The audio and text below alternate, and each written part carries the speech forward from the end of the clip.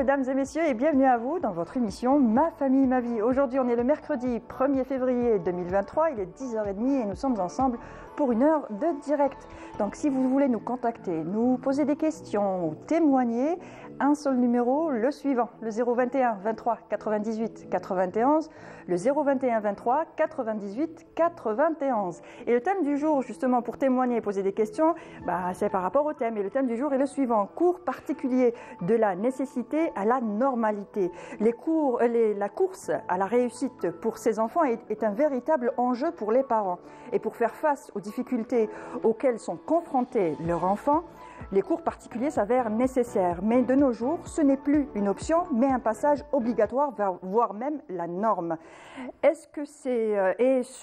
malheureusement, dès le primaire. Dès le primaire, on voit déjà des parents chercher des cours de soutien pour leurs enfants. On va en parler aujourd'hui avec nos invités. J'ai le plaisir et l'honneur de recevoir M. Hassan Begache. Vous êtes inspecteur du primaire. Vous êtes aussi écrivain. Écrivain. Merci d'avoir accepté notre invitation. Bonjour. C'est toujours un plaisir d'être avec vous, parmi vous, parce que si on peut contribuer à informer la société, à l'aider peut-être avec une idée comme ça, moi je dis toujours une journée, soit je suis utile pour quelque chose, soit j'apprends, soit c'est par ma faute les gens apprennent. J'espère qu'on apprendra beaucoup. C'est le but aujourd'hui en tout cas. Avec nous aussi Madame Selma Farah. Voilà. Vous êtes gérante d'un établissement de cours de soutien. Bonjour et merci d'avoir accepté notre invitation. Mais de rien, je vous remercie vraiment pour l'invitation et c'est un grand plaisir pour moi d'être présente avec vous aujourd'hui. Le plaisir est partagé. Et pour sa rubrique Oui Cher avec nous, Wahida Salim Sharif. Wahida, bonjour. Bonjour Mounia, ça va? Ça va très bien. Alhamdoulilah. Alhamdoulilah. Cours de soutien, t'en as fait toi quand t'étais petite? Du tout. D'ailleurs, c'est un phénomène, c'est une tendance. Pour moi, je pense que c'est une tendance. Moi aussi, on en a fait quand on était plus jeune, mais bon, c'était pas pendant les classes d'examen. Alors, les cours particuliers. Est-ce que ça devient une norme aujourd'hui? On inscrit son enfant à l'école, on l'inscrit automatiquement à faire des cours de soutien. À votre avis, Monsieur Bekesh? Avant de répondre à votre question, déjà, pour qu'une chose soit une norme, on va se poser la question qui est est-ce que les cours sont obligatoires? Est-ce qu'ils sont utiles? À quel moment? Et quel enfant, quel citoyen de demain voudrions-nous faire préparer pour demain?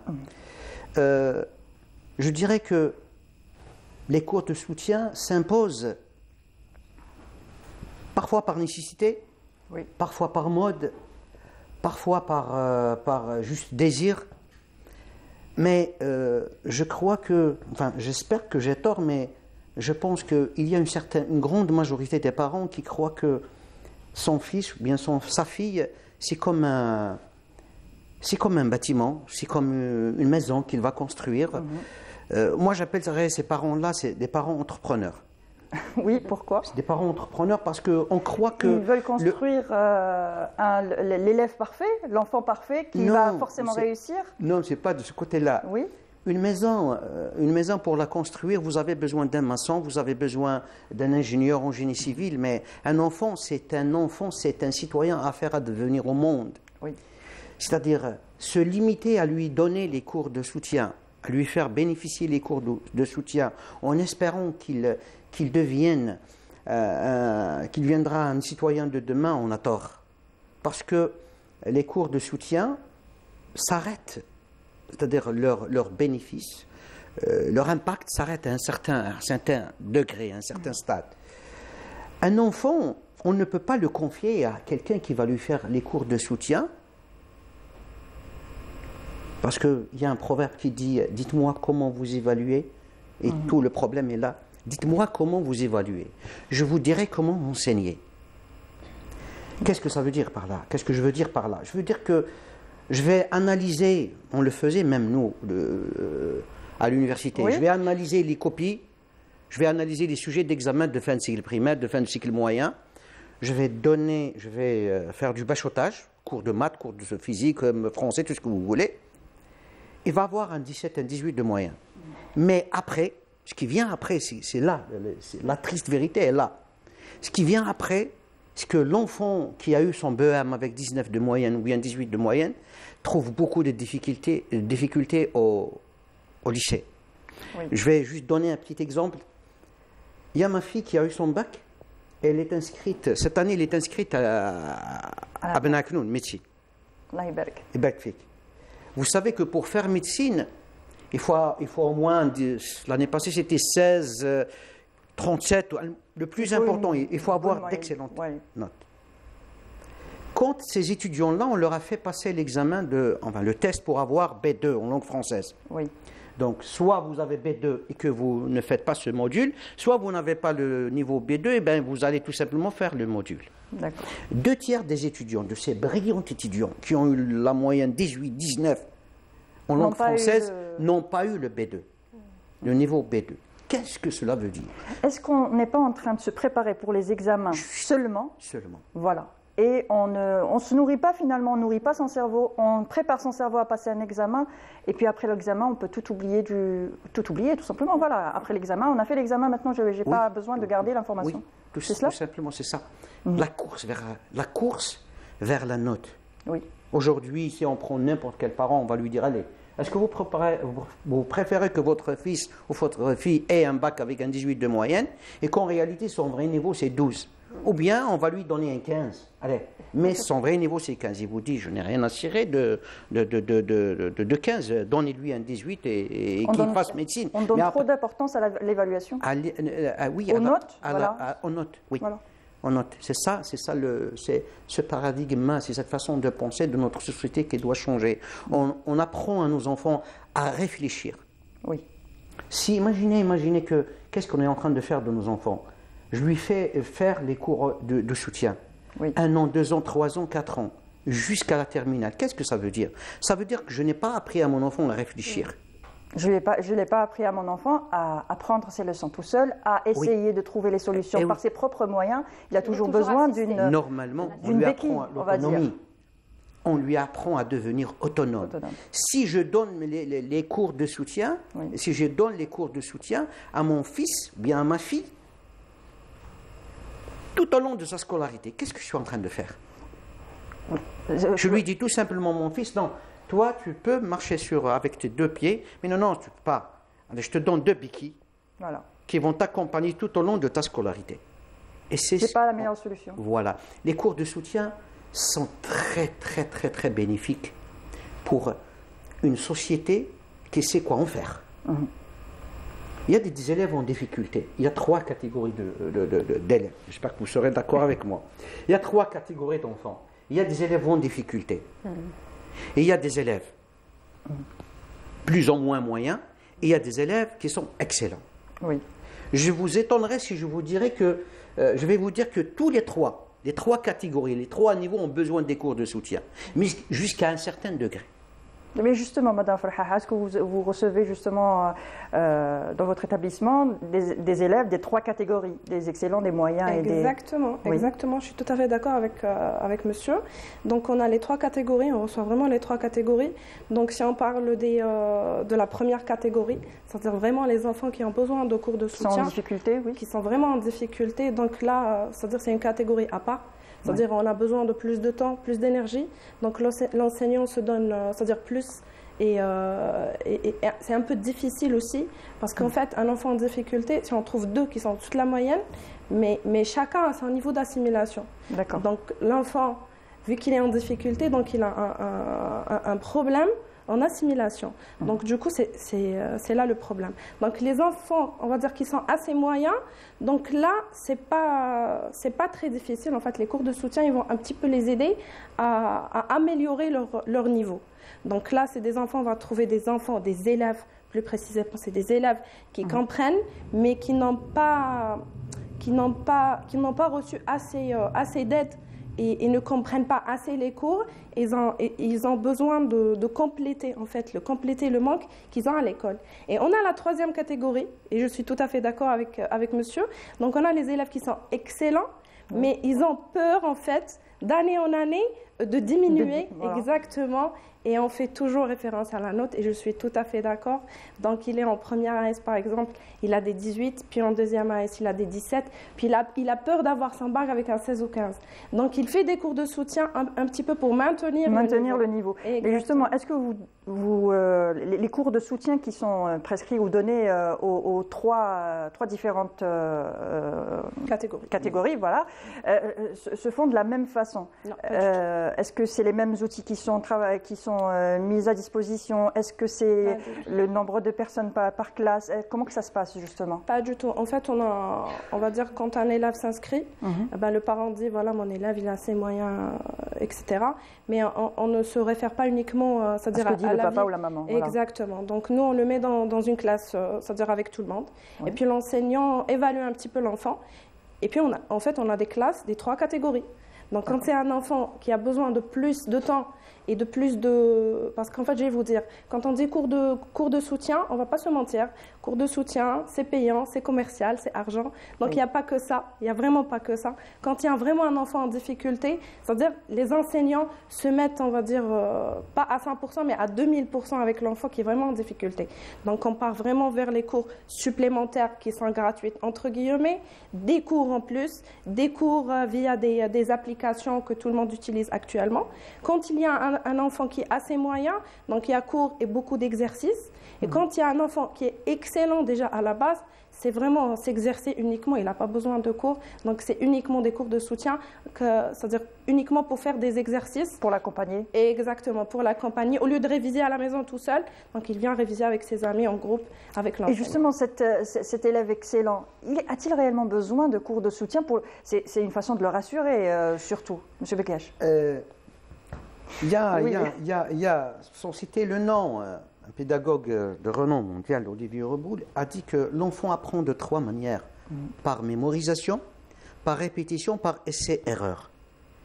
Chaque élève a besoin, j'allais dire, il y a aussi des niveaux. Oui. Un niveau de compréhension, un niveau de maîtrise un peu plus haut, un niveau de manipulation, un niveau de production. Quand on a un enfant qui n'a pas compris une leçon, je ne peux pas le mettre avec un enfant qui a compris et je ne peux pas le mettre avec un enfant qui est excellent. Donc, le premier travail que doit faire un enseignant engagé pour faire des cours de soutien, pour faire réussir nos enfants, c'est le diagnostic. Un diagnostic doit être fait pour mettre les enfants en fonction du niveau. Chaque leçon, en mathématiques, en physique, en n'importe quelle matière, commence toujours par le niveau le plus bas qui est compréhension. Mais voyez-vous, je vois des parents qui trimballent leurs leurs enfants de manière générale pendant 3 à 4 heures dehors. D'un cours de soutien à un autre cours, etc., voilà, toute la journée. Moi, je me pose toujours cette question. Ces 4 heures, ces 3 heures, pour un enfant qui a besoin de manipulation. Un enfant qui a compris la notion en mathématiques, en français, en sciences naturelles et en physique, a besoin de manipulation. Chaque leçon a un certain nombre d'astuces, de façons d'approcher cette leçon. Et là où il est laissé erreur, un enfant doit essayer, se tromper, corriger, etc. C'est comme ça qu'il apprend, enfin, c'est pas il apprend, mais qu'il maîtrise sa leçon. Mais si je ne fais que donner des cours de soutien à mon enfant, quand est-ce qu'il va essayer? Quand est-ce qu'il va faire des erreurs? Quand est-ce qu'il va maîtriser? Il va s'arrêter au niveau de compréhension. Sauf si, dans des écoles de soutien comme ça, qui classent les enfants en fonction de son besoin. Excusez-moi, je vais un peu... C'est plus logique. Oui. C'est plus logique. Vous avez dit, c'est illogique de mettre un enfant faible, désolé pour le mot, et qui est en difficulté avec un enfant qui est excellent. Donc, il va, ou bien l'enfant excellent, il va être retardé par celui qui est faible, ou bien celui qui est faible, il va rien comprendre. Parce que l'autre élève, il a tout compris, et donc le cours, il va être accéléré. Mais c'est tout à fait normal. Oui, la pédagogie différenciée, j'ose dire, personne ne sait la faire. À l'échelle mondiale, il y a des approches, il y a des essais, mais quand dans la classe, déjà nous, en tant que formateurs, en tant qu'enseignants, nous avons cette difficulté. Si vous avez dans votre classe les 3 niveaux, 5 élèves en difficulté, 5 élèves moyens et 5 élèves plus ou moins à l'aise, pour les faire fonctionner, enfin, les faire marcher, leur faire... Il y a une méthode à suivre pour que tout le monde puisse participer et tout le monde puisse participer, comprendre. mais toujours, il y a au détriment, c'est toujours au détriment d'un niveau. C'est toujours au détriment d'un niveau. Qu'est-ce qui fait ça? Parce que, à la fois, c'est comme demander à quelqu'un qui a une R4 de rouler à 70 à l'heure derrière une Mercedes, etc. On peut plutôt le contraire. Une Mercedes, vous allez lui demander de rouler derrière une R4. Excusez-moi, mais j'ai dit au début, c'est cette catégorisation, il est un peu virile, mais l'objectif, n'oublions pas, ne perdons pas de vue, c'est quoi l'objectif? C'est que chacun arrive à destination.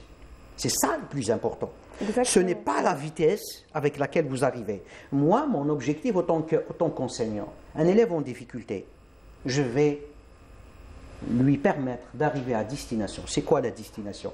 On va voir ça juste après le sujet. Je vous propose de suivre le sujet, un reportage de notre journaliste Yasmine Belhidja, qui nous fait un sujet sur les cours de soutien, et on continuera le débat. C'est très intéressant, on y va fort dès le début. Comme ça, on aura le temps de continuer le débat. Mais, messieurs, mesdames, à tout de suite après le sujet. Tous les parents sont attentifs à la réussite scolaire de leur enfant. Ils les accompagnent pour atteindre l'objectif de la réussite et utilisent tous les moyens nécessaires. Ils n'hésitent pas à faire entrer en scène les professeurs particuliers de soutien pour guider pas à pas leur enfant vers une réussite scolaire garantie.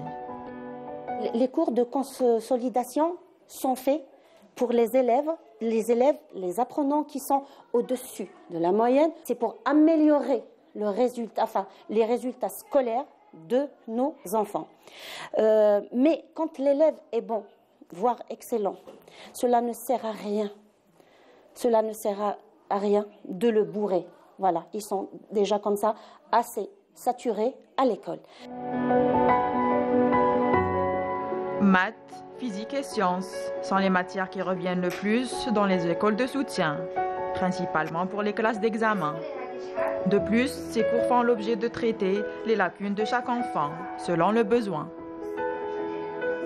ندير لي كور مات فيزيك دخلت ندير لي كور باش نطلع لي نوت تاعي بلس اي بلس ورماكيت بلي كي دخلت ديت بيان بارابور قبل. Ça dépend des niveaux. Alors, quand c'est une classe d'examen, pour par exemple les quatrièmes AM, ou bien les troisièmes AS, ou bien même le cinquième, quand il s'agit du cycle primaire, généralement, ils demandent des cours de consolidation pour les matières à passer. Donc, les matières essentielles, ça dépend des filières.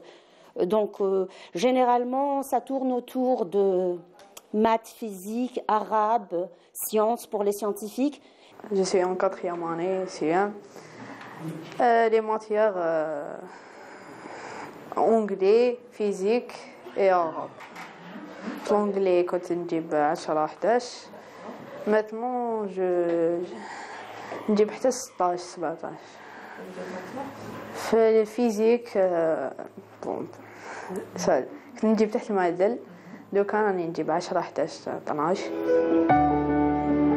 Disponible et pédagogue, le professeur des cours particuliers a le temps d'écouter son élève et de mettre le doigt sur ses difficultés. Chaque enseignant a sa méthode, a sa manière de faire. Et comme on le dit toujours, on ne change pas une équipe qui gagne. Donc, dès que l'enseignant trouve la méthode qui marche avec tel ou tel élève, il la garde. Dès les cours physique, maths, sciences ou arabe, ندير لي كور باش نحل تمارين برك. كاين دي ماتيغ رانا افونسيو فيهم وكاين دي ماتيغ رانا اون روتار فيهم. دونك راني ا جور.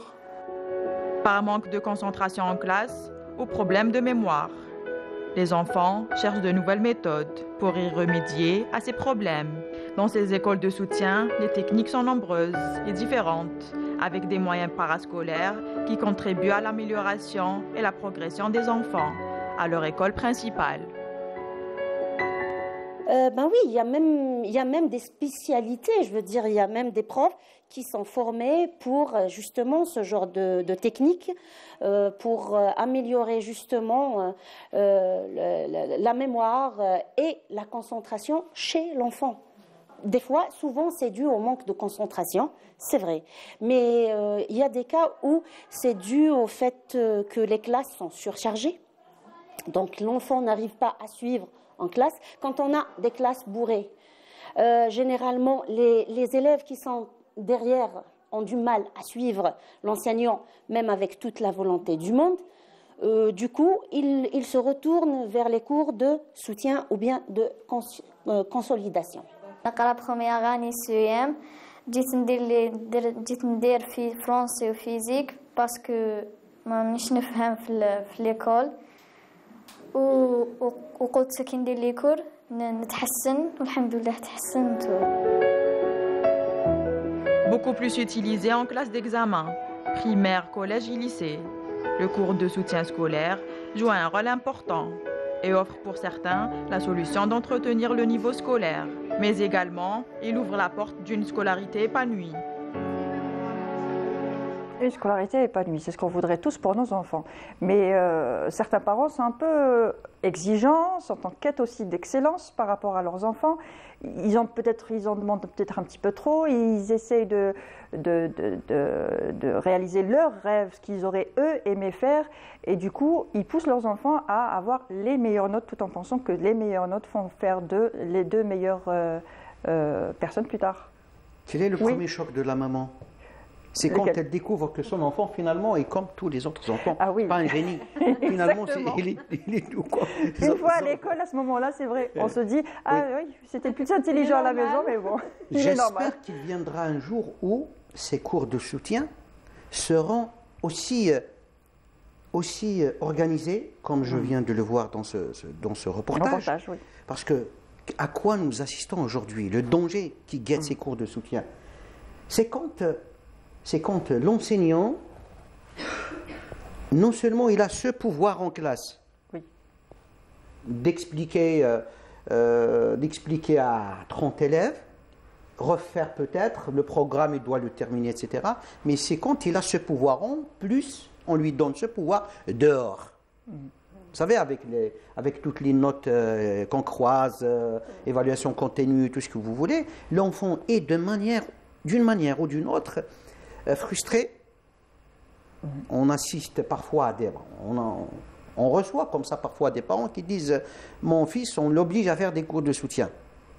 C'est pas normal. On ne doit pas obliger l'enfant à faire des cours de soutien. Une fois, je me souviens, ça remonte à plus de 10 ans, il y avait une dame qui avait un enfant victime d'une... Enfin, il ne pouvait pas parler, méningite, voilà. Oui. Et pour qu'il écrive avec la main droite, il devait la soutenir avec la main gauche. Oui. Quand sa maman est venue me dire s'il vous plaît, est-ce que vous pouvez aider mon fils? Je lui ai dit attendez, je vais lui faire une évaluation et un diagnostic pour voir. Ensuite, je suis revenu vers elle, je lui ai dit madame, vous voulez que votre fils ait son examen de fin de cycle primaire ou bien qu'il apprenne le français? Oui. Oui, et il m'a dit ah bon, donc il peut faire l'une sans l'autre. Je lui dis, madame, oui. Mais on peut faire, j'aimerais bien les deux. Voilà qui est intelligent. Mais ne soyez pas trop exigeante par rapport à votre fils.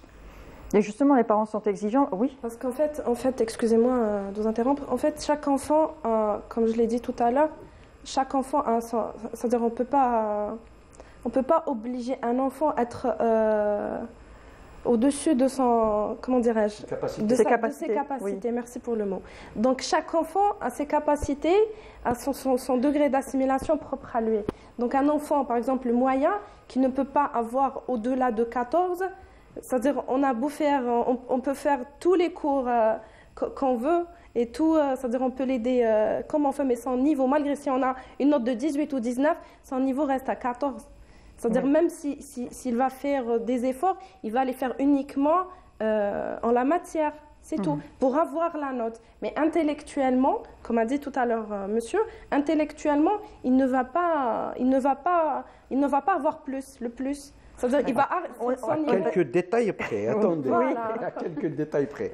Attendez, les principes de la pédagogie différenciée. C'est quoi la pédagogie différenciée? C'est-à-dire quand dans la classe vous avez 3 niveaux.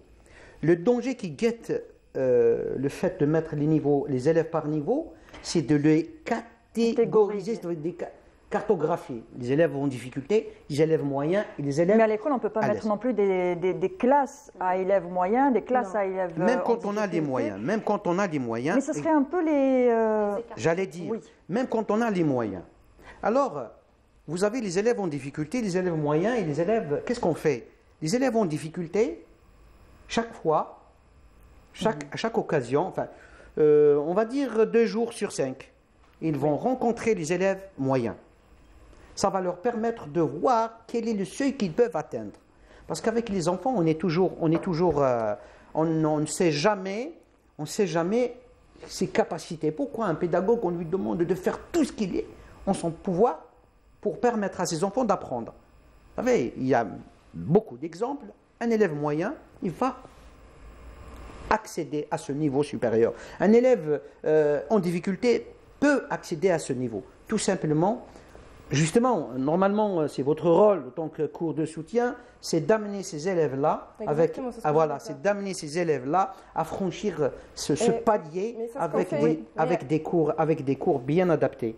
Mais maintenant, c'est ce qu'on fait. Voilà. J'ai dit tout à l'heure qu'un élève en difficulté, c'est-à-dire l'enseignant offre à cette catégorie des cours supplémentaires, c'est-à-dire des heures en plus de ceux c'est-à-dire qu'il fait habituellement, c'est pour pouvoir franchir d'une classe à une autre. C'est-à-dire quand un élève arrive à un niveau moyen, il est automatiquement, c'est-à-dire il change de classe. C'est-à-dire il est automatiquement emmené vers la classe moyenne. Parce qu'en fait, même le niveau, il va changer, sa compréhension, elle va changer, son niveau Même la méthode que vous utilisez avec les élèves qui sont en difficulté, les élèves moyens, n'est pas la même. Donc une fois qu'on voit que l'élève n'est plus réellement en difficulté, qu'il devient moyen, mais à ce moment-là, est-ce qu'on ne dirait pas, bon, il s'est amélioré, c'était le but, on arrête là, maintenant il faut qu'il se débrouille tout seul, qu'il y arrive tout seul, non? En fait, on revient sur ce point-là. Au départ, si je peux le dire, au départ, nous, autant que gérant d'un établissement, on était plus partis vers les activités d'éveil. Oui. Donc on avait des clubs d'échecs, de Rubik's Cube par exemple. On voulait vraiment être créatif et changer un petit peu cette optique d'échecs. On n'avait pas beaucoup de clubs, Rubik's Cube. On voulait vraiment que ça soit vraiment amusant, c'est-à-dire que ce soit des activités extrascolaires pour que l'enfant puisse se changer les idées un petit peu, et s'épanouir un petit peu aussi. Et puis, d'où est venue l'idée des cours de soutien? C'était pas l'idée principale au départ, mais c'est les parents en fait. Les parents qui sont demandeurs. Exactement, c'est les parents qui sont demandeurs. Il faut dire que tous les parents ne peuvent pas suivre leurs enfants à la maison. Exactement.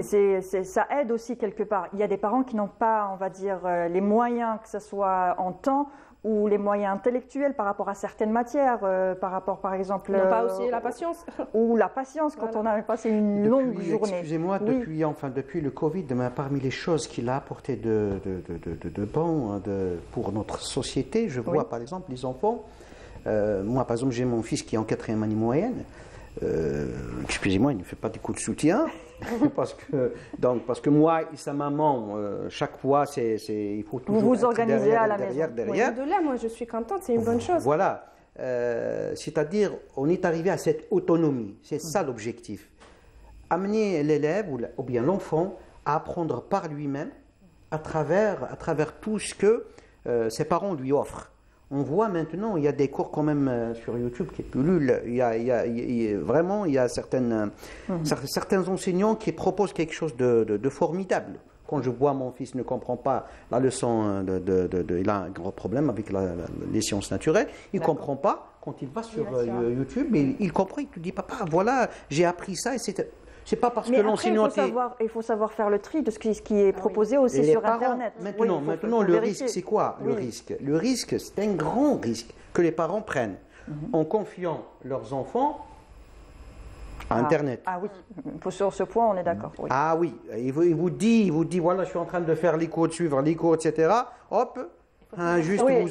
vous allez détourner comme ça la tête, il est en train de regarder un match ou bien autre chose. Donc Exactement, c'est sur les vraiment réseaux très sociaux. difficile. Oui. Très difficile. Si j'avais par exemple à choisir pour un élève qui ne comprend pas, vraiment, moi je dis qu'il a besoin De cours de soutien, d'être accompagné, mais pas par ça, pas par son enseignant. L'enseignant qu'il a à l'école Non. ne doit pas lui Non, non, faire non, les non, cours de non, les cours. non. On voit ça Pas maintenant. par son enseignant, Mais justement, pas par c'est ce son qu'on enseignant. voit. Il les pousse à aller. Justement, parfois, c'est l'enseignant qui pousse Qui- ses élèves à qui- aller. Moi, je suis contre. Pas par son enseignant, parce que il y a plus d'honnêteté intellectuelle, d'accord. Et je suis censé satisfaire. Je n'ai pas. C'est moi qui note. Quoi, vous m'excusez pour le terme, la Hamida, c'est ça. Donc, Il y a pas que c'est ça moi aussi, hein. l'enseignant, c'est moi qui note. Il n'y a pas que D'accord. ça aussi. Hein. Oui, Entre justement. l'élève et son enseignant, il y a une certaine distance, on va dire.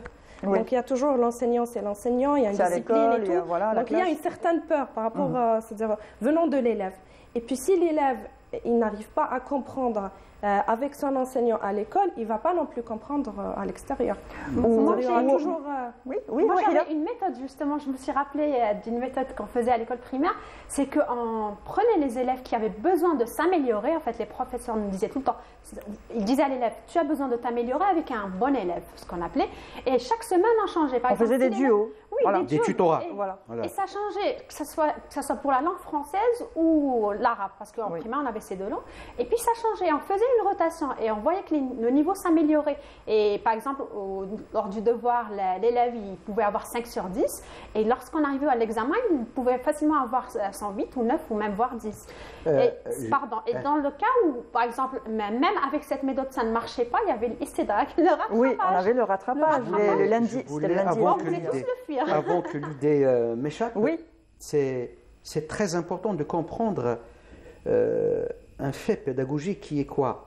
Et l'enfant a besoin. L'enfant a besoin. Celui qui est en difficulté, imaginez qu'est-ce que ça rapporte. Merci beaucoup de m'avoir rappelé ce tutorat parce que c'est très important, l'accompagnement par les pairs. Oui. Une minute, nous avons un appel téléphonique. D'accord. Voilà, nous avons aussi avec nous un appel téléphonique d'une propriétaire d'une école de soutien. Allô, oui, bonjour. Oui, bonjour madame. Ça va, vous allez bien? Très bien, merci et vous? Très bien, merci. Alors, on parle de cours de soutien. Vous êtes propriétaire d'une école de cours de soutien et justement, là, on voit que c'est devenu pratiquement une mode maintenant. On cherche tout de suite une école de soutien, on cherche tout de suite un prof pour faire des écoles, pour faire des cours de soutien. Avant même le début de l'année scolaire. Comment que ça se passe justement chez vous, à l'école, chez vous? Comment que ça se passe? Est-ce que vous faites un diagnostic d'abord? Comment que ça se déroule, les inscriptions, tout ça? Bonjour madame, je vous remercie pour m'avoir donné cette occasion d'intervenir pour ce thème qui est très très important effectivement. Moi je ne dirais pas forcément que ça soit une mode, mais c'est juste parce que les parents ces derniers temps ont détecté un grand besoin d'accompagnement pour leurs enfants. Je ne peux pas faire un diagnostic parce que le diagnostic doit se faire par plusieurs intervenants, par plusieurs acteurs qui interagissent dans le domaine de l'éducation de nos enfants. Sauf que effectivement, nous on fait un petit diagnostic par rapport au niveau de l'élève, parce que l'élève quand il vient chez nous, on devrait savoir dans quelle mesure on peut l'accompagner, dans quelle mesure on peut l'aider dans ses apprentissages. Justement, quand vous voyez que l'élève n'a pas réellement besoin de cours de soutien, est-ce que les parents sont là quand même demandeurs de cours de soutien parce qu'ils visent l'excellence aussi, ou est-ce que vous leur expliquez la situation que leur enfant est tout à fait capable de continuer d'étudier son cours de soutien? Exactement, le besoin se fait distinctement. De toute façon, les parents, quand ils viennent, on voit très très bien qu'il y a des parents qui cherchent l'excellence pour leurs enfants et d'autres qui cherchent juste à pallier à des déficiences d'apprentissage. Pour ceux qui cherchent l'excellence, effectivement, quand on voit, c'est des apprentissages, c'est un apprentissage personnalisé. Ça veut dire que l'enfant cherche à accéder à un certain niveau au-dessus de ce qu'il a au niveau scolaire, au niveau de l'école qu'il fréquente. Donc, on est obligé de l'accompagner dans ce sens. On fait même un apprentissage de haut niveau pour ces enfants-là. Mais pour les autres, non.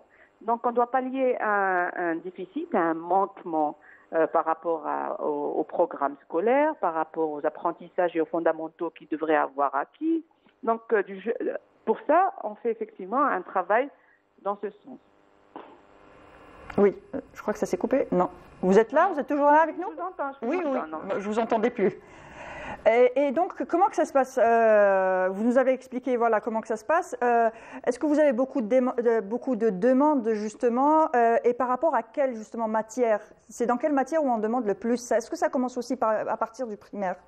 Oui, ça commence à partir du primaire. Alors, on a beaucoup de demandes pour les langues. Par exemple, tout ce qui est anglais, français et même l'arabe. Parce qu'on a remarqué qu'effectivement, l'apprentissage des langues, il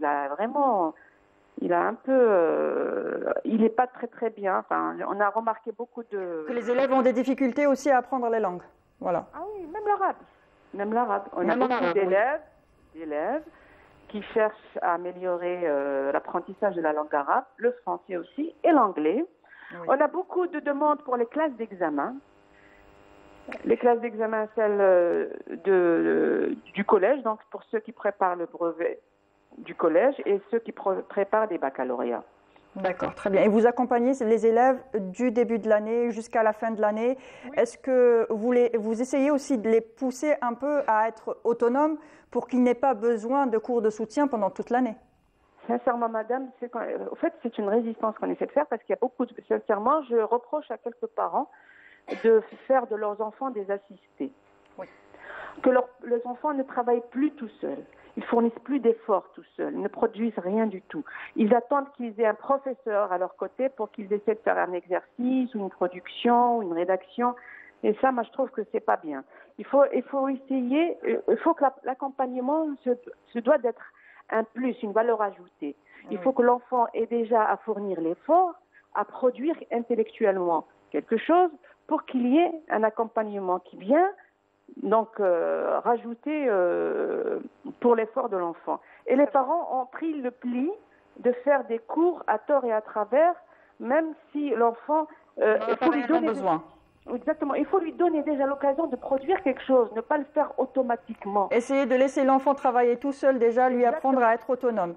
Il faut déjà lui apprendre à fournir l'effort et à produire le travail à faire. J'espère qu'on arrivera à faire passer le message aujourd'hui. Merci encore pour votre intervention. Je vous souhaite une bonne journée. Merci encore pour votre appel. Et je rappelle le numéro de téléphone si vous voulez nous poser des questions ou témoigner. Le numéro c'est le suivant, le 021 23 98 91, le 021 23 98 91. Et justement, Madame Farah, quelle est la stratégie à suivre avec les enfants pour qu'ils n'aient plus besoin de cette béquille? En fait, nous, on conseille beaucoup les parents quand on arrive à un certain niveau, quand l'enfant arrive à un certain niveau, mais après, même s'ils ne viennent pas chez nous faire des cours, ils vont s'orienter vers d'autres centres. Exactement. Donc, le souci, en fait, il est là. Donc, ils ont vraiment besoin. Moi, je pense que c'est une manière, en fait, pour alléger un petit peu... leur conscience. Exactement, leur conscience. Moins culpabiliser parce qu'ils n'arrivent pas à... Moins culpabiliser parce qu'eux, ils ne peuvent pas assister leurs enfants au niveau... C'est-à-dire, moi, je peux un petit peu comprendre ce point-là. Comme on a dit tout à l'heure, maintenant, il y a des parents qui travaillent, qui n'ont plus le temps, plus de patience. Donc, du coup, ils vont se dire, c'est un moyen, en fait, en fin d'année, s'il ne réussit pas, moi, j'aurais tout fait. Voilà. Oui. Moi, j'aurais déjà tout essayé de mon côté, j'aurais rien à me reprocher. S'il n'y arrive pas, c'est pas de ma faute. Exactement. Voilà. C'est une manière un petit peu de... Voilà. De se déculpabiliser un petit peu. Oui, monsieur Vega, je vois que vous faites des grimaces. Bon, il faut dire aussi que les parents aujourd'hui travaillent, les deux, que ce soit le papa, la maman, travaillent toute la journée. Souvent le soir, quand on rentre à la maison après des heures d'embouteillage, les heures du travail et tout ça, on est un peu fatigué, on est aussi un petit peu sur les nerfs. On préférait confier ses enfants à un professeur qui pourra leur apprendre les leçons dans le calme et la bienveillance, parce qu'on n'arrive pas à le faire à la maison, c'est clair. Il faut comprendre aussi cette frange, mais comment faire pour éviter déjà les cours de soutien au primaire, parce qu'à mon avis, au primaire, on n'a pas réellement besoin de cours de soutien. Vous êtes d'accord avec moi? Est-ce qu'un enfant du primaire a le temps de faire ses cours de soutien? Maintenant, quand on voit, c'est-à-dire la fréquentation de l'enfant, de l'école par l'enfant, par l'élève, on trouve qu'il lui reste vendredi, samedi. Voilà. Maintenant, pendant ces 2 jours, qu'est-ce qu'il fait? Il n'y a pas d'activité physique, il n'y a pas d'activité, il n'y a pas de sortie avec la famille, donc lecture. Il y a beaucoup d'exercices à faire à la maison. Voilà, il y a d'exercices à faire à la maison, exactement. Alors, moi, quand je dis, je vois par exemple, je me réveille à 5 heures du matin, je vais aller au boulot, l'encombrement, tout ça pourquoi? Pour nos enfants. Oui. Pour nos enfants, moi je pense, ce n'est qu'à mon humble avis, 1h30 avec son enfant, là, surtout à bas âge, au primaire, lui faire un peu de mathématiques, un peu de langue française avec son fils, suffit largement, surtout si son enseignant au primaire est un bon enseignant, il comprend. N'oublions pas, moi je considère que au collège, au lycée, n'importe, à partir du moment où l'enfant comprend, si je suis sûr que mon enfant comprend, je laisse apprendre par essai, erreur. Les mathématiques, ça s'apprend avec la pratique, enfin avec l'exercice. Oui. Les sciences, la physique, ça s'apprend en faisant beaucoup d'exercices. Quand est-ce que l'enfant va faire tous ces exercices? S'il trimballe d'un cours de soutien à un autre. Maintenant, si l'enfant ne comprend pas du tout les mathématiques, là, il y a urgence des cours de soutien. S'il ne comprend pas la physique ou bien les sciences naturelles, il y a urgence parce que son père ou sa mère ne peut pas. Déjà, de un, il n'est pas un enseignant, il n'est pas pédagogue, donc comme l'a dit tout à l'heure madame, peut-être il va se retrouver en train de gifler, de crier sur son fils. Oui, on en discutait tout à l'heure. Comme si on criait sur les tomates, ils vont pousser vite, ils vont nous donner de grosses tomates. C'est vrai, mais quand on est fatigué après une longue journée, on a du mal à garder patience et on risque de s'énerver vite, c'est vrai. Mais on ne peut pas confier... Oui, je suis d'accord. Mais on ne peut pas confier ses enfants... On ne peut pas confier ses enfants... Je le redis. Moi, je ne peux pas mettre mon enfant dans un garage. Oui. Après, c'est les conditions dans lesquelles sont... Avec 30 élèves, 30, 40 élèves. Ce n'est pas le cas partout, heureusement. Mais il faut savoir choisir... Quand l'enfant a besoin de cours de soutien, il faut savoir choisir l'école ou le professeur. Exactement. Donc, premièrement, pas le professeur qui lui donne les leçons, qui lui fait les cours de soutien. Ça, c'est pas n'importe où non plus. Voilà. Pas n'importe où, dans un établissement ou dans un endroit sain et sécurisé. Et pas n'importe où, pas si je ne sais pas les objectifs. Je ne connais pas les objectifs. C'est-à-dire, à l'avance, je connais les objectifs. Ça veut dire quoi? J'ai mon enfant, imaginez. Vous avez votre fils ou votre fille, il est juste moyen, il a un 10, un 11, ou je ne sais pas, un 12. Il a des difficultés donc en mathématiques, en sciences naturelles, en physique. Chimie, Alors donc il va passer sa vie entre les cours et les cours chez ses enseignants qui vont lui gonfler un peu la note pour vous satisfaire parce que vous payez. Oui. Et il va avoir un 12 de moyenne, vous vous rendez compte à la fin. Parce que vous êtes fatigué, parce que vous travaillez, parce que toutes les conditions, vous arrivez éreinté, fatigué, etc. Et que vous allez vous rendre compte à la fin, en 4e année moyenne, et que votre fils en réalité n'a pas ce niveau-là, parce que vous n'avez fait qu'acheter les notes. Oui. C'est ça le justement, risque. Comment fixer les objectifs? Les parents, quand ils viennent, ils sont là et ils vous disent, voilà, des cours de soutien pour une certaine période pour qu'ils puissent ensuite se débrouiller tout seuls, ou c'est des cours de soutien à l'année, ou comment que ça se passe? Est-ce qu'ils fixent des objectifs? En fait, c'est un peu des deux. En fait, il y a des parents qui viennent précisément chercher des enseignants avec leur nom. Et c'est eux-mêmes qui cherchent les enseignants de leur... Non, des fois par réputation, des fois ils cherchent eux-mêmes les enseignants de leur enfant. Nous, c'est-à-dire dans notre établissement, exceptionnellement, on n'a pas d'enseignants qui enseignent à leurs élèves. Donc voilà, nous on est... Donc, dès que vous avez l'information que cet élève est déjà dans la classe de l'enseignant, vous refusez catégoriquement l'inscription. C'est pas qu'on refuse catégoriquement l'inscription. Vous ne le mettez pas avec cette... Exactement. On ne le met pas où on dit c'est-à-dire d'une manière claire et directe. On n'a pas d'enseignants qui enseignent au niveau de cette, c'est-à-dire de cette région. Nos enseignants sont vraiment d'autres communes, ne sont pas de la même commune où on a l'établissement. Nous, c'était vraiment parti sur notre établissement. On avait vraiment une stratégie. On partait vraiment sur l'apprentissage avec plaisir. Oui. C'est-à-dire nos enseignants sont jeunes. Voilà, ils ont un petit peu le même langage Avec la nouvelle génération, la nouvelle génération, oui, ça aide aussi. On ne va pas se mentir, la génération d'aujourd'hui n'est plus comme celle d'avant. C'est comme à chaque fois, hein, nous on change. Voilà, on change. Mais la dernière a beaucoup changé parce qu'il y a beaucoup d'applications, il y a beaucoup, c'est-à-dire il y a les réseaux sociaux. Le monde a une évolué. génération connectée. Exactement, c'est une génération connectée. Donc là, les enseignants qu'on a, nous, c'est-à-dire nos collaborateurs au niveau de l'établissement, c'est on va dire des jeunes qui ont un petit peu le même langage, qui n'enseignent pas en fait, c'est-à-dire en criant ou en donnant des ordres et tout, mais c'est vraiment, il y a une bonne ambiance, il y a du rire, on fait même des sorties pédagogiques, on donne par exemple, on motive même les enfants. Par exemple, à la fin du trimestre, si on suit parfaitement, si vous arrivez à obtenir le niveau et que vous vous améliorez, on va vous prendre en sortie, etc. Et justement, maintenant, c'est la période d'examen, c'est la période des devoirs aussi. Donc, comment que ça se passe? Est-ce qu'il y a des parents qui viennent juste en période d'examen? Quelle est la stratégie à suivre? D'abord, Madame Farha, ensuite je vais venir vers vous, Monsieur Begache. Je sais, vous avez beaucoup à dire. Exactement. Donc là, ceux qui viennent uniquement pendant la période d'examen, avant, on va dire, pendant notre première année, enfin dire, dans l'école, on les acceptait. Oui. Mais après, avec le temps, on a vu que ça donnait aucun résultat. Ça donnait vraiment aucun résultat. On faisait que remplir un pot qui allait se vider juste après l'examen. On ne connaît pas le niveau de l'enfant. On ne connaît pas comment on va communiquer avec l'enfant. On ne sait pas, c'est-à-dire, est-ce qu'il va comprendre la méthode ou pas. Donc, il va venir pour 2 ou 3 séances faire des cours de soutien. Ils vont peut-être donner résultat. Mais la plupart du temps, non, ça ne donne aucun résultat. Vous êtes d'accord? Exactement, il faut du suivi.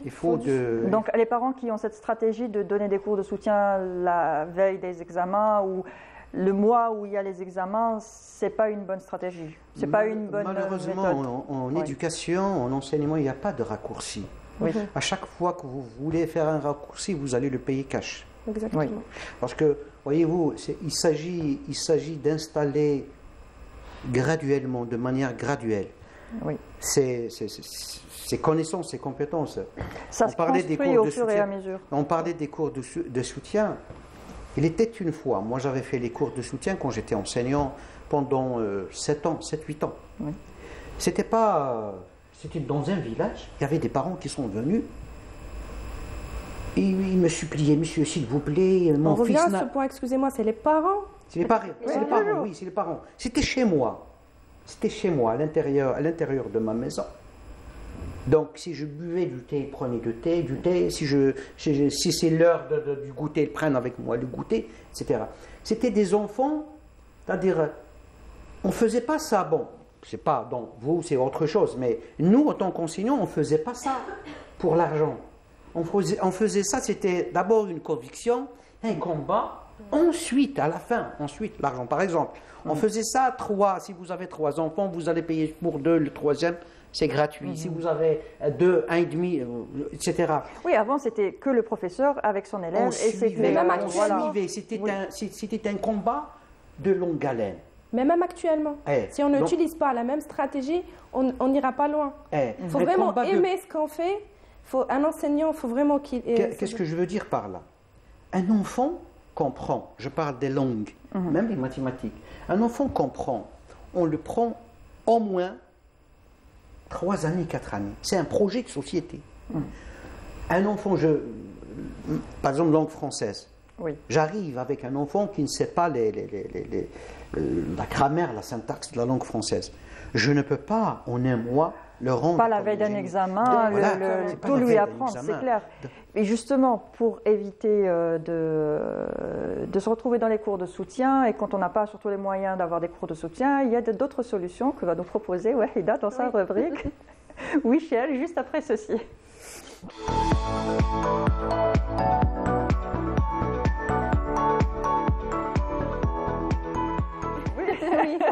Et oui, ça passe très vite. Voilà, c'est ce qu'on disait pendant le jingle, ça passe très très vite. Alors, le débat on est intéressant. Examen et révision. Donc, pour les personnes qui ne peuvent pas partir faire des cours de soutien, qui ne peuvent pas se payer ou se déplacer vers des cours de soutien, donc aujourd'hui, je vous propose 6 sites et applications algériens pour réviser, se préparer à des examens. Donc, si vous cherchez par exemple des cours particuliers, alors en fait, je les ai catégorisés. Si vous cherchez des cours particuliers, messieurs, dames, allez sur le site Qarini. Donc, alors, ça s'écrit K-A-2-R-I-N-I.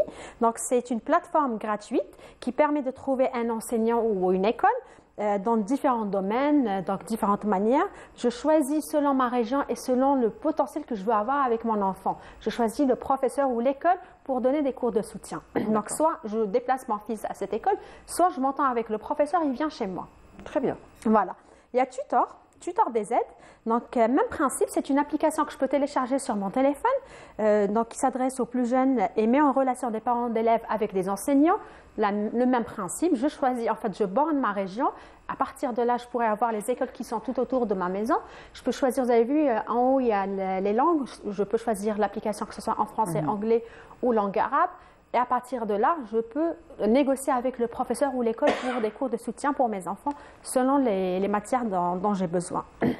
Sinon, pour les classes d'examen, si je veux avoir des sujets d'examen, donc il y a Ansi Éducation.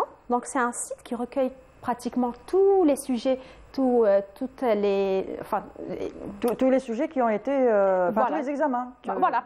En fait, ils ont une base de données de tous les sujets qui ont été faits en Algérie, mais aussi ils ont des résumés de leçons et de cours. Voilà. Donc si, par exemple, au lieu d'aller faire des cours particuliers parce qu'on a loupé un cours ou autre, je peux tout simplement aller non seulement faire des exercices avec leurs solutions, avoir des cours particuliers en ligne et des résumés de mes cours. Très bien. Voilà. Il y a aussi DZ Examen. C'est la même chose, c'est un site qui est dédié un peu plus pour les personnes qui passent leur bac et leur brevet. On a des sujets d'examen avec leurs solutions. Donc, on peut toujours les télécharger.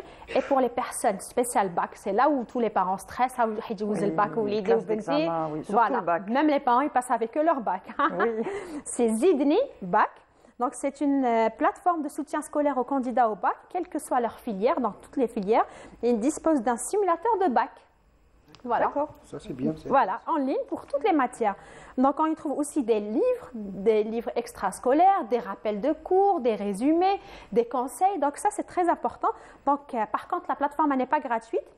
On peut l'essayer gratuitement pendant une période. Ensuite, on est obligé de payer. Si on est satisfait. Voilà, si on est satisfait. Il y a Cours des aides aussi qui nous propose gratuitement des cours et des résumés à destination aux bacheliers. Donc, tout ce qu'on a l'habitude de de rater peut-être dans les cours, ça nous arrive. Ça nous arrive de nous endormir ou de somnoler en cours. On peut aller sur Cours des aides pour pouvoir revoir nos cours. Dernier petit conseil aux parents. Quand on les met face à un ordinateur, ne les mettez pas dos au mur. Attention, monsieur Dan, si vous les mettez dos au mur... Mettez-les face au mur, comme ça vous aurez un œil sur l'écran. Parce que si vous n'allez pas les regarder, vous allez voir, ils vont tout faire sauf réviser. Exactement. C'est vrai qu'on est tenté quand on est sur une tablette, sur un téléphone. Ou voilà. Il faut garder un œil. Dans lesquels il ne faut pas tomber. Oui. Exactement. Voilà. Voilà, donc c'est tout pour aujourd'hui. Et je vous souhaite bon courage pour les examens. Merci beaucoup. Merci Wahida. Je pense que pas mal de parents ont déjà pris note pour... je vais les répéter rapidement si on a du temps. Oui. Alors, on a Qarini, on a Tutor, Ansi Éducation, on a DZ Examen, Zidni Bac et Cours des aides. Très bien, voilà. Et sinon, il y a la rediffusion sur YouTube. Oui. Vous allez retrouver l'émission, vous pouvez revoir tout le débat et revoir aussi la rubrique de Wahida pour noter tous ces sites et applications très intéressantes. Oui. Et oui, c'est bientôt la fin de l'émission, il ne reste pas beaucoup de temps. Justement, quels conseils pourrait-on donner justement aux parents par rapport aux cours de soutien ? Dès le primaire déjà, est-ce qu'on peut se passer des cours de soutien au primaire? Parce que je pense qu'au primaire, on peut quand même accompagner ses enfants. C'est pas encore compliqué que ce soit les langues ou les mathématiques ou n'importe quelle autre matière. C'est le début, donc on débute avec eux, on peut apprendre progressivement avec eux et leur expliquer. Et il faut aussi savoir gérer leur temps. Il faudrait qu'ils aient un temps de repos aussi, un temps de jeu. Exactement. Alors, quel conseil pourrait-on donner on va être galante. Les dames d'abord, allez-y. Moi, je dirais en fait, plus l'enfant est en bas âge, c'est-à-dire plus il est petit au niveau du primaire, on doit plus, on va dire, se focaliser sur les activités d'éveil, sur du sport. Exactement, voilà. Beaucoup plus sur l'extrascolaire. En fait, on va vider la pression que les enfants ont eue au niveau de l'école et Décharger ils auront, tout ça. voilà, ils auront plus d'espace pour remplir le lendemain avec d'autres leçons au niveau de l'école. Les cours de soutien, c'est vraiment pour les enfants qui sont en difficulté scolaire, mais tout en restant autonomes. C'est-à-dire qu'il faut apprendre aux enfants à être autonomes. C'est-à-dire là, il y a un grand souci, vraiment un grand souci par rapport aux parents d'aujourd'hui. Ils assistent vraiment leurs enfants au niveau qu'un enfant... On est arrivé à un niveau où l'enfant ne peut pas réviser tout seul, ne peut pas faire un exercice tout seul, ne serait-ce que la maman soit assise devant lui. Le fait est qu'il va la regarder devant lui, il va commencer à faire son exercice. Moi, c'est-à-dire c'est le conseil que je donne. Donc, et si on veut maintenir le niveau, moi, je ne suis pas contre. C'est vrai que le niveau d'année en année, il va un petit peu diminuer, surtout que l'objectif, il est au niveau du bac. Donc, why not? Pourquoi pas ne pas faire des cours de soutien pour maintenir le niveau de l'enfant, mais tout en restant autonome et faire des cours de soutien pour apprendre et non pas juste c'est-à-dire pour se débarrasser de l'enfant. Exact. Voilà, moi c'est le conseil tout court que je donne. Je vous en prie. Monsieur Bekesh, vous avez beaucoup à dire. Je vois bien. Moi, je ne suis pas d'accord, tout simplement. C'est ça, c'est oui, un débat. Parce que, oui, si vous avez... Moi, je dis aux parents, si vous repérez des difficultés dans la lecture, l'écriture et le calcul, il ne faut pas hésiter. Il ne faut pas hésiter à inscrire vos enfants, mais pas n'importe où. Parce que les apprentissages vont s'accumuler dans ces trois compétences-là, lecture, écriture et calcul. Ne regardez pas autre chose, mais ces trois... C'est la base, c'est le soubassement de tout apprentissage. Ensuite, après, s'il est en troisième année primaire, quatrième année, on va presque dire tous les cours de soutien du monde ne lui seront pas bénéfiques. Parce qu'il va se retrouver avec beaucoup de retard qu'il ne pourrait peut-être pas, sauf miracle et de les récupérer. Donc, si vous repérez des difficultés chez votre enfant de lecture, bon, la lecture, moi, quand je vois la lecture, j'entends des parents parler de difficultés de lecture, j'ai comme l'impression de dire, mais quand même pas à ce point. C'est-à-dire, vous avez votre enfant, une demi-heure de lecture avant qu'il dorme, c'est pas quand même beaucoup. Commencez déjà avant l'école en leur lisant des histoires le soir. Voilà, c'est déjà pas donc, mal. voilà. Leur faire aimer les livres. Avant même l'école, avant même quand ils sont déjà bébés, leur faire aimer les livres, ça va beaucoup aider parce qu'ils vont apprécier le livre. Et qui apprécie le livre aura envie de lire un livre. Oui, j'ai envie de dire quand même, c'est le minimum. C'est le minimum, une demi-heure avant de dormir. Voilà. Oui, avant de dormir. Que ce soit de plaisir. Lecture, plaisir. Même les cours de soutien ou quand le parent, c'est-à-dire aide son enfant à la maison, il faut vraiment que ce soit un moment de plaisir et non pas un moment de stress. C'est pas évident parce que on oublie une chose. L'enseignement, c'est un métier qui n'est pas évident. Ce qui n'est pas évident, et ça s'apprend. On forme des enseignants chaque année, 1 an, 2 ans, pour mettre sur pied cet enseignant-là, parce que, vous voyez, vous l'avez dit, une maman qui crie sur son enfant, croyant qu'en criant sur lui, il va apprendre. On ne connaît pas la pédagogie, on apprend. C'est facile. Ils te disent, ils crient sur un enfant, c'est facile, tu ne vois pas. Mais si c'était facile. Il va se braquer à ce moment-là. Ben oui, il va vous faire plaisir. La confiance, en fait. L'enfant, il va perdre la confiance en soi. Donc, si on perd la confiance en soi, ben on perd tout. Exactement. Bon, il faut toujours. Moi, c'est-à-dire, je favorise la communication. Il faut communiquer avec nos enfants. Exactement. Il faut communiquer avec nos enfants, même s'ils sont harcelés en classe par X ou Y. Il faut juste les rassurer.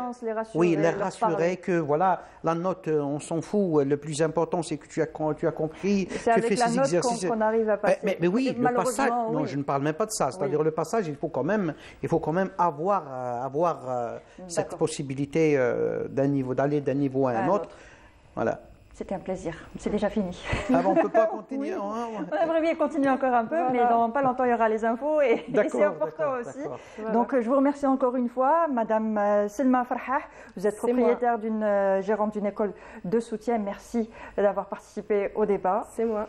Monsieur Hassan Bekesh, vous êtes inspecteur au primaire, pédagogue, écrivain. Merci encore une fois. C'est toujours un plaisir de vous recevoir. J'espère qu'on a un peu aider ses parents c'est-à-dire à trouver la bonne option, la bonne solution. On espère qu'on les a aidés. Dans ce monde, Inch'Allah. Des cours de soutien. Wahida, Merci encore. C'est la fin. C'est la fin et c'est le week-end pour nous. Oui, déjà. Donc on se retrouve lundi, c'est ça? Inch'Allah. Voilà, on se retrouve lundi matin à 10h30, comme à chaque fois, en direct, pour votre émission Ma famille, ma vie.